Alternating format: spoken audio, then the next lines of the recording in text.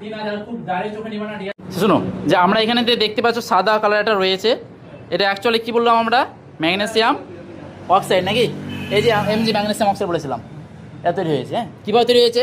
Magnesium অক্সিজেনের সঙ্গে যুক্ত করেছে, তাপ দিলাম আমরা, তাহলে ম্যাগনেসিয়াম অক্সাইড তৈরি হলো। আর তার সঙ্গে প্রচুর পরিমাণে তাপ তৈরি হলো, প্রায় 2500 থেকে প্রায় 3000 ডিগ্রি তাপমাত্রা তৈরি হলো।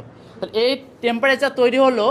হ্যাঁ, আর এটাকে আমরা ব্যবহার করি থার্মিট পদ্ধতিতে। আজকে যে টপিকটা পড়লাম, কী পদ্ধতি?